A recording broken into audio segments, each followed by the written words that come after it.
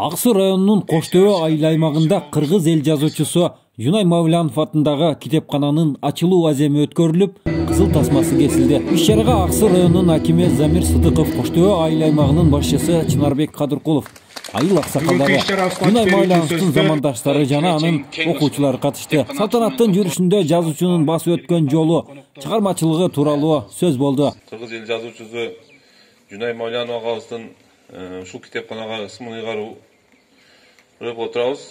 Ушул иш-чаранын салтанаттуу ачык деп жарыялайм. Жунай Мавлянов атындагы китепкана Ата-ана айылындагы Советтер Союзу убагындагы эски мончонун имаратына оңдоп түзөөдөн өткөрүлүп, биринчи кабатына жайгаштырылган. Мында жазуучунун китептери, ошондой эле башка акын жазуучулардын эмгектери да коюлган. Улуу устаттардан билим алып калганыма, ошолордон тарбия алып калганыма абдан бактылмын. Андан дагы бир бактым, ошол китепкананын ачылышына туш насип буйруп азыр келип калганым, андан бетер мен абдан толкунуп турат. Демек, Жунай агай атындагы китепкана мындан кийин дагы мыкты иштер болсун, бирден ушул Жунай агай сыяктуу андан да бийигирээк адамдар чыксын.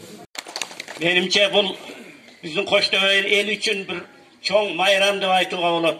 Анткени мына ошо бир руханиятыбыздын борбору болгон ушул китепканага кыргыз жазуучуларынын бакайы деп республикабыз жакшы билген, республиканын эли баалаган Жунай агайыбыздын жалпы кыргыз эли сыйлап бир кыргыздын бакайы деп кыргыздын жалпы кыргыз эли сыйлаган Жунай агайыбыздын ысымынын берилип отурулушу биз үчүн майрам болууга тийиштүү. Акназар Сулайманкулов, Кылым ТВ.